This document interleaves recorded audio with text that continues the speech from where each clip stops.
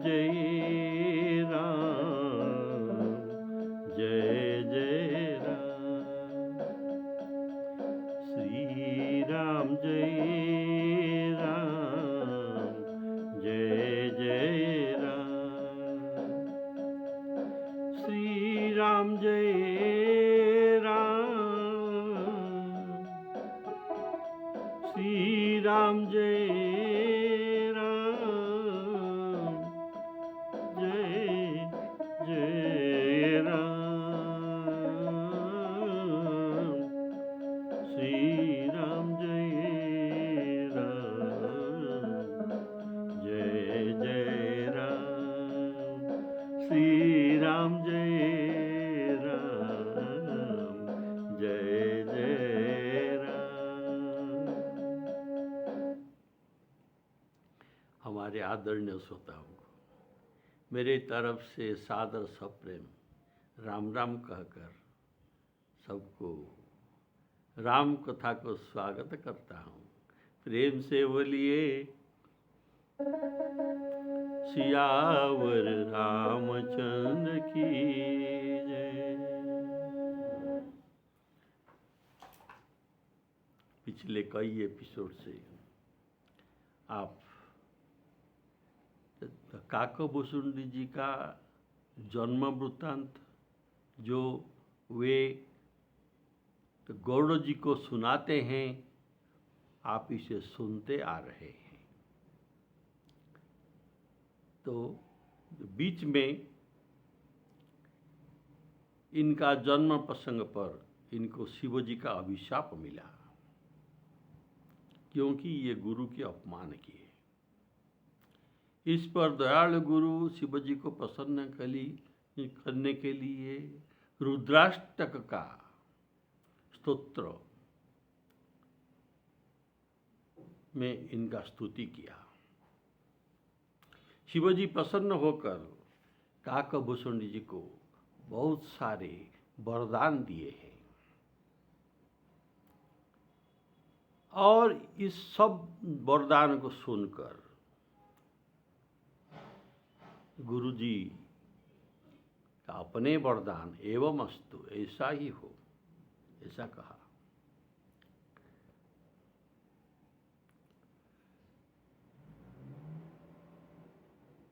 तो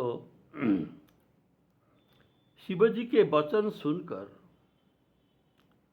अच्छा, तो शिव जी ने कौन कौन सा वरदान दिया था आप लोग ये सब सुन चुके हैं। फिर भी अभी आज का कथा के इस प्रसंग का उपसंहार में आपको सब कुछ सुनाता हूँ।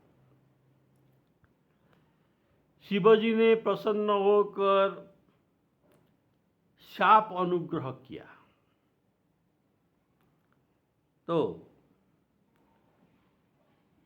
इनके शाप में काकभूषुंडी जी को 10,000 जन्म सर्प योनि में रहना था। इस वर के लिए कुछ रियायती कर दिए। कैसा रियायती? तुमको मेरा श्राप तो व्यर्थ नहीं जाएगी, अवश्य ये फलप्रद होगा, लेकिन मैं इसे रियायती कर देता हूँ कि तुम्हारी 1000 जन्म सर्प जन्म होगा, 10,000 जन्म नहीं। तो दूसरा वरदान सुनिए जो शिव जी ने भूषुंडी जी को दिया। जन्म और मरण के समय बहुत कुछ दुख होता है, कष्ट होता है, पर तुम्हें तो बहुत जन्म मरण जो भोगना है, तुमको किंचित भी कष्ट अनुभव नहीं होगा। तीसरा वरदान,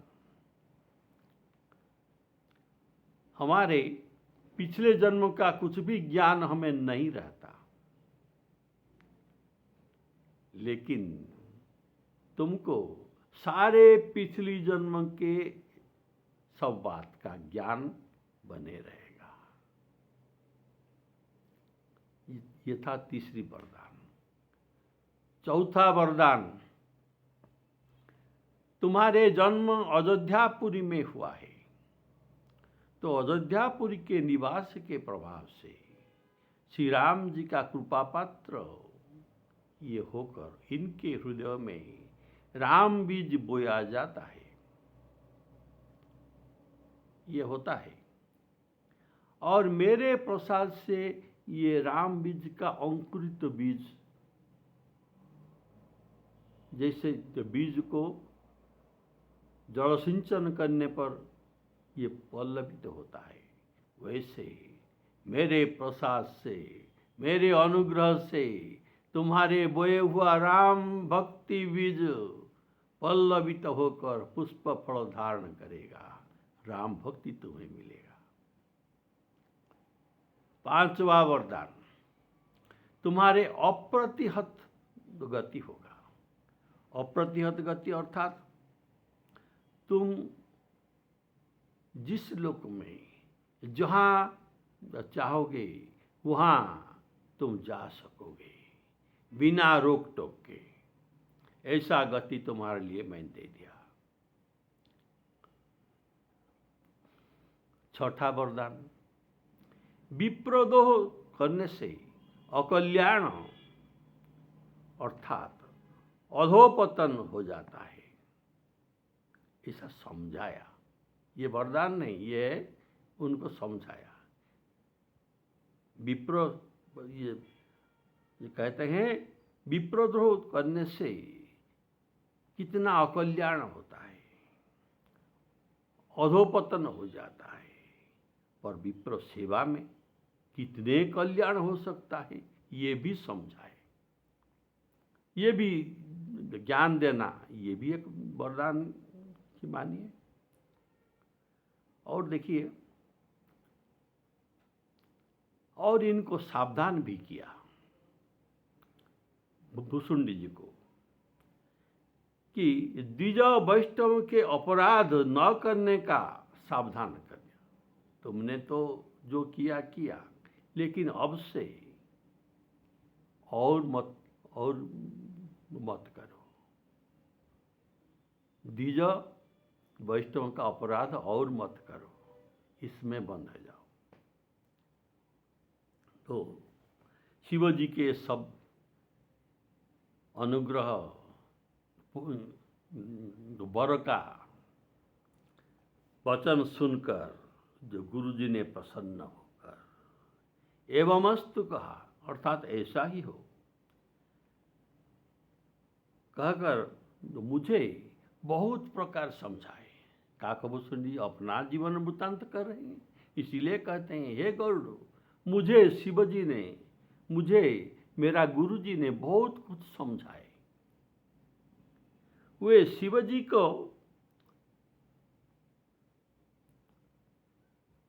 समझाए और शंकर भगवान जी के चरण कमल को हृदय में धारण करके अपने घर चले गए। और काल की प्रेरणा से मैं विंध्याचल में जाकर सर्प हुआ, पर कुछ काल बीतने पर मैंने बिना परिश्रम वह ब्याल का शरीर अर्थात सर्प का शरीर त्याग कर दिया। सुनी शिव वचन हरषि गुर, सुनी शिव वचन हरषि गुर, एवमस्तु इति भासी, एवमस्तु इति भासी, मोहि प्रबोधि गए गृह, शंभु चरण पुर राखी, प्रेरित काल विंध्यगिरि, जाई भयउ में ब्याल, पुनि प्रयास बिनु सो तनु तज्यौ गए कछुका तज्यौ गए कछुका। ये सब शिव जी के आशीर्वाद वचन सुनकर गुरु जी ने एवं अस्तु अर्थात ऐसा ही होगा कहा। यह गुरु जी का,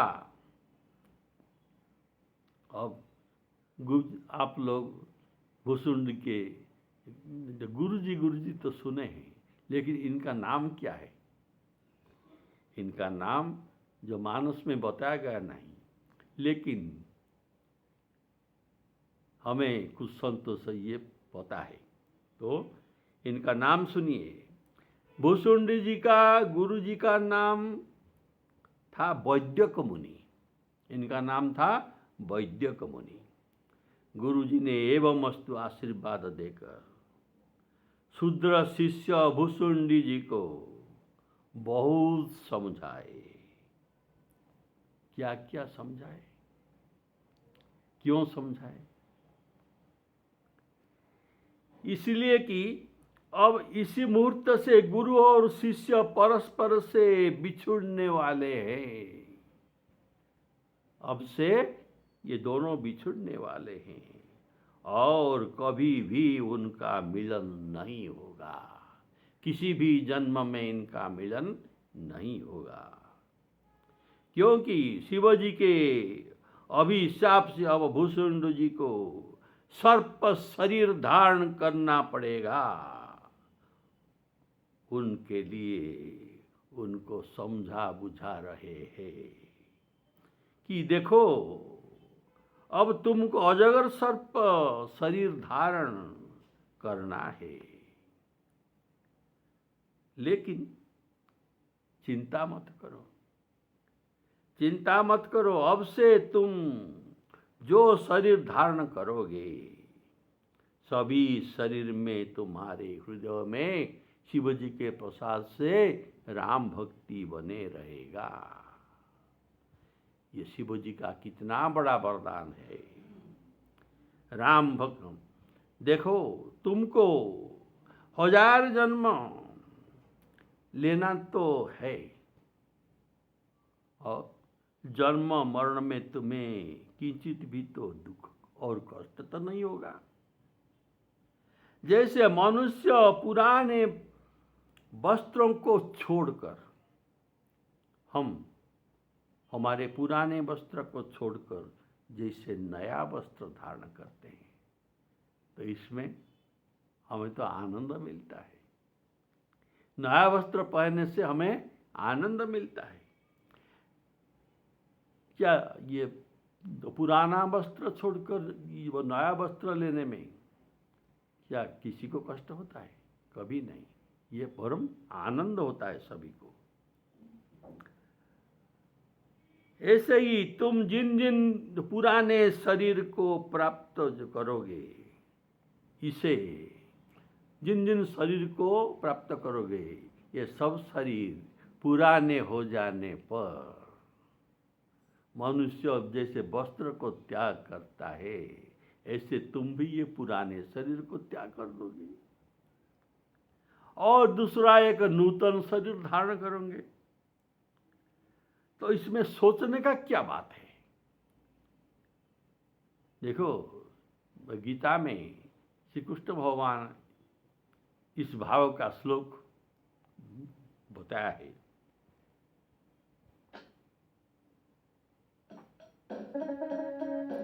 वासांसि जीर्णानि यथा विहाय।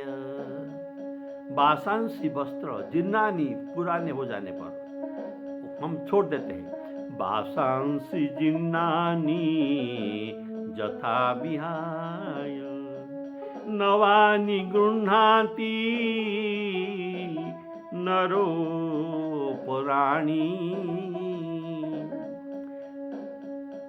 नवानि गृह्णाति नरो पुराणी। नर मनुष्य ये नया वस्त्र को ग्रहण करते हैं। तथा शरीराणि विहाय जिन्ना,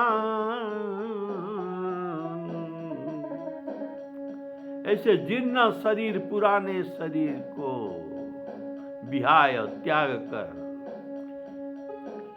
तथा मांसांसि जीर्णानि यथा विहाय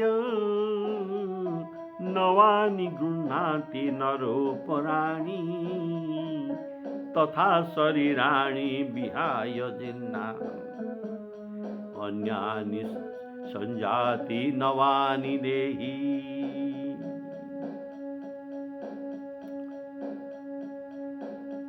उपराणी ये दूसरा शरीर ले लेते हैं, जो पुराने शरीर को छोड़कर। इसी प्रसंग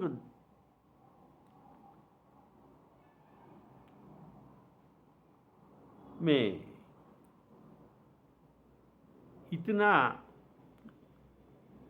भाव है कि एक भाव का सिद्धांत मिलता है। तो कौन सा भाव? पिछले कई एपिसोड से जो कलियुग का वर्णन किया गया था, तो कलियुग का प्रभाव में वर्णन में आप लोग सुना है कि कली कर एक पुनीत प्रतापा, मानस पुण्य कोई नहीं पापा। कलियुग का एक पवित्र प्रताप है कि मानस पुण्य, मन में जो पुण्य का बात हम सोचते हैं, इसका पुण्य फल हम मिलता है, लेकिन दूसरा युग में नहीं मिलता, केवल कलियुग में मिलता है। और हमारे मन में जो पाप चिंता हम करते हैं, इस पाप का, चिंता का पाप हमें नहीं लगता, लेकिन दूसरे युग में लगता है, जो बुरा चिंतन का पाप लगता है, लेकिन कलि युग में नहीं मिलता। जब हम इसे क्रियान्वित करते हैं, तब जाकर ये पाप हमें लगेगा। तो यही बात यहाँ सिद्ध होता है। देखिए, भुसुंडी जी ने कितना बुरा चिंता जो गुरु जी के बारे में किया था, इनको ईर्ष्या किया था, इनका अपराध किया था, असम्मान किया था, लेकिन इनको कुछ भी दंड नहीं मिला था। जब मन में ये बात सोचा था, पर इनको कुछ भी दंड नहीं मिला था। पर जब शिवजी के सामने इसे क्रियान्वित कर दिया, तब तत्क्षणात दंड मिल गया। बोले श्यावर रामचंद्र की। अर्थात कलियुग में जो बुरे चिंतन का क्रियान्वित करने पर ही इन्हें पाप लगता है। ऐसे ही गुरु जी ने बहुत कुछ समझाकर भुसुंडी जी को समझाया, ये वैद्य मुनि जी, और एवमस्तु कहकर आशीर्वाद दिया और गृह में गए। और भुसुंडी जी जाकर विंध्याचल पर्वत में महाविटप कोटर में अजगर सर्प होकर रहे।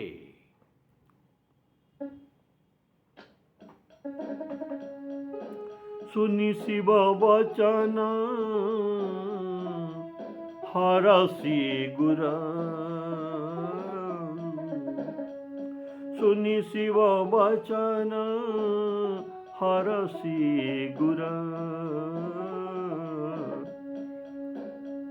एवमस्तु इति भासी मोहि प्रबोधि गए गृह,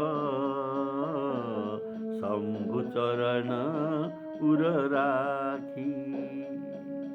काल की प्रेरणा से प्रेरित काल बिंधिगिरी, जाई भयऊ में विंध्यगिरि में सर्प होकर जन्मा।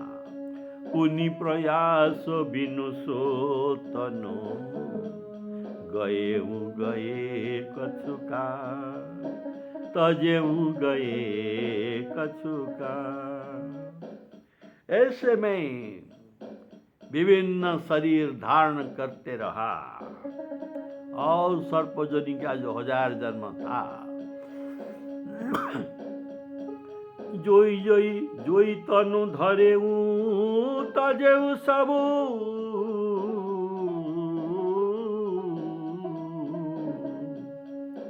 जोई तनु धरऊ तजेऊ सबू। जितना सर्प शरीर हम धारण किया, सबको त्याग कर दिया क्रमशः। बिनु प्रयास हरि जान,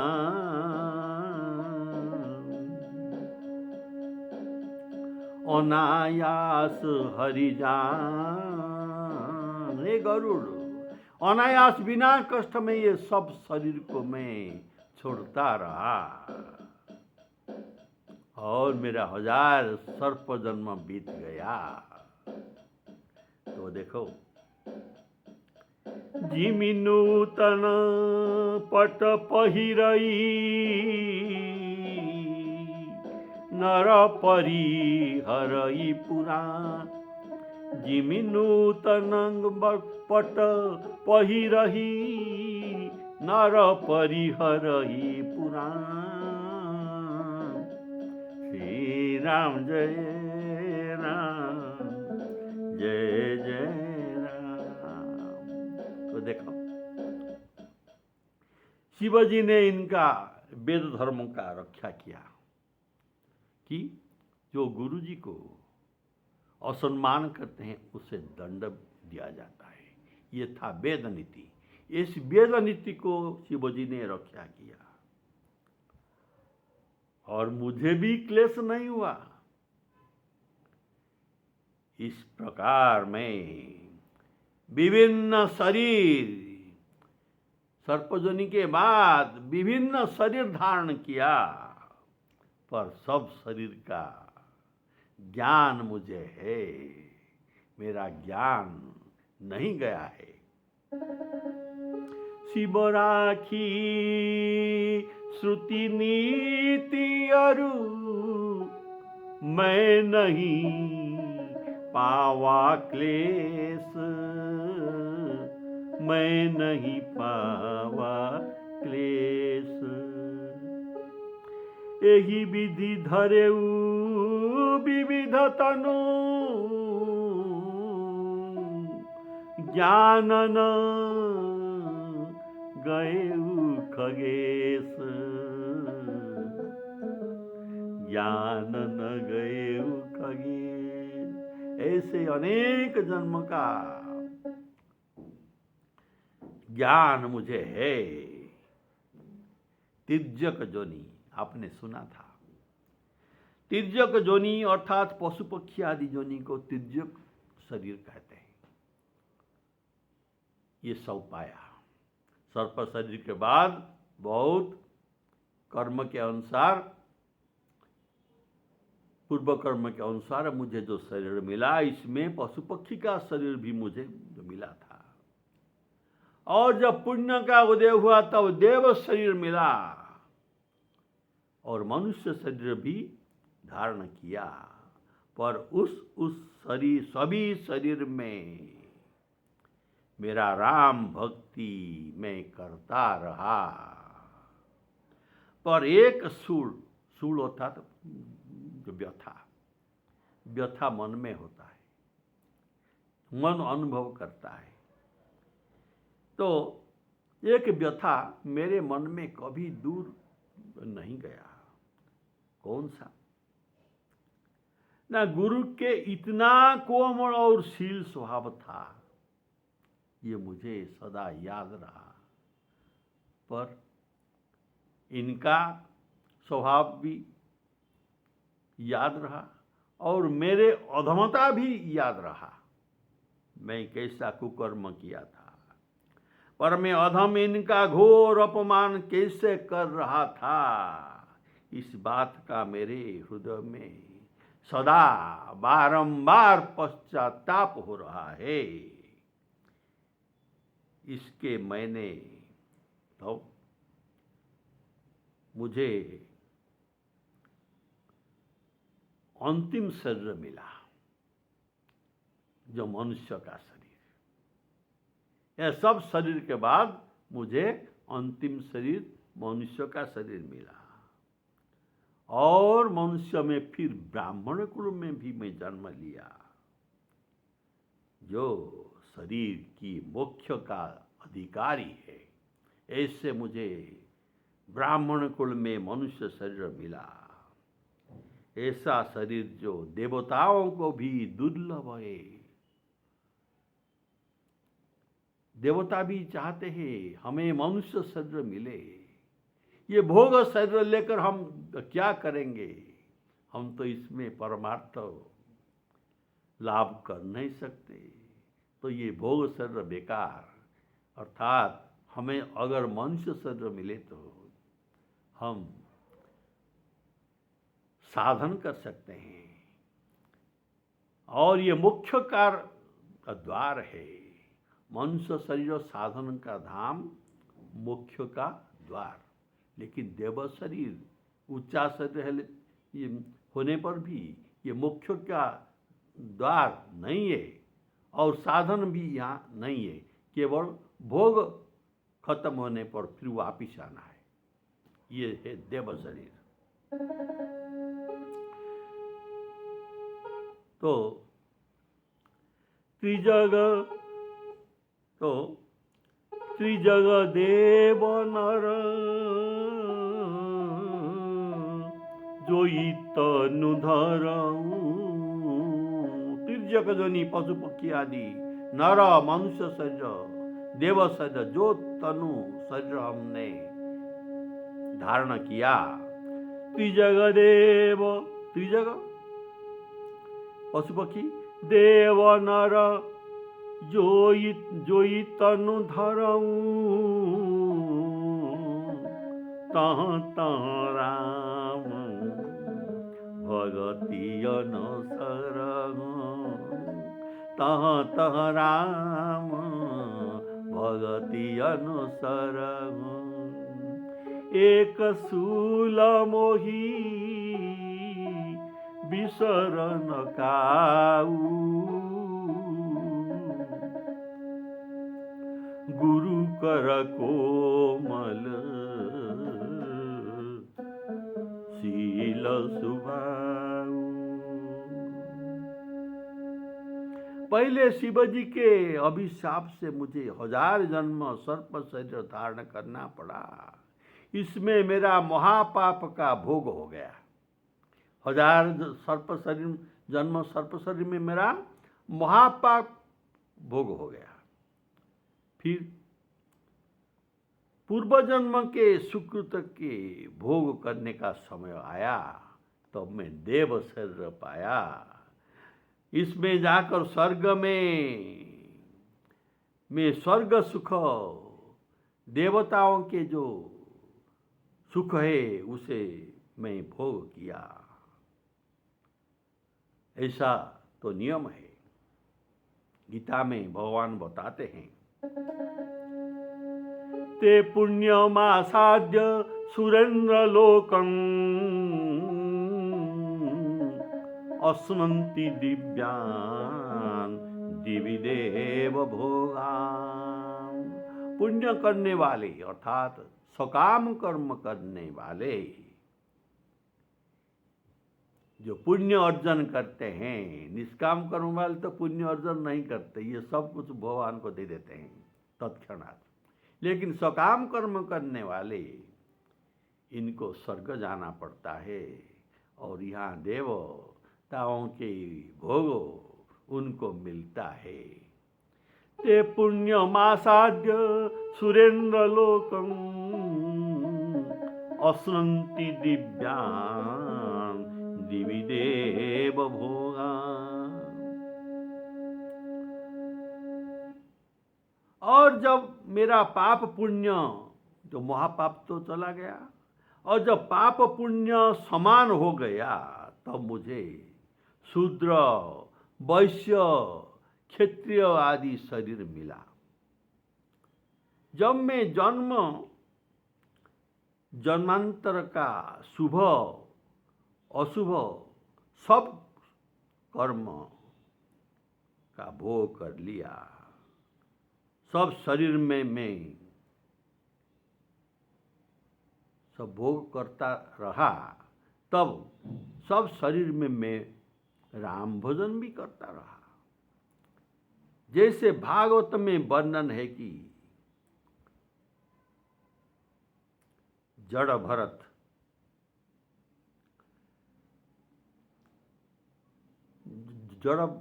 को मृग का शरीर प्राप्त हुआ था, कारण इनके अंत समय में ये मृगों में आसक्ति होकर देह त्याग किया था, इसीलिए इनका मृग शरीर मिला। लेकिन ये मुनि थे, और इसके बाद मृग शरीर के बाद इनको ब्राह्मण शरीर मिला। ब्राह्मण शरीर तो बड़ा भाग्य से मिलता है। क्यों? साधन धाम मोक्ष कर द्वारा,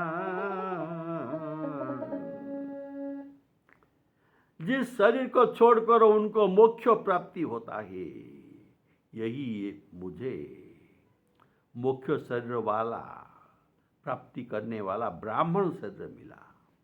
यह मेरा अंतिम शरीर था। इसके बाद फिर मेरा जन्म नहीं हुआ। फिर मुझे लोमस मुनि ने शाप देकर मेरा ब्राह्मण शरीर को कौवा की शरीर में परिवर्तन कर दिया। जो अब तक मेरे इस कौवा के शरीर तुम देख रहे हो, ये लोमस मुनि का दिया हुआ है। त्रिजग देव नर जोई तनु धरऊ, त्रिजग देव नर जोई तनु धरऊ, कहत राम भगति अनुसर। सियावर रामचंद्र की जय। सीताराम अर्पणमस्तु।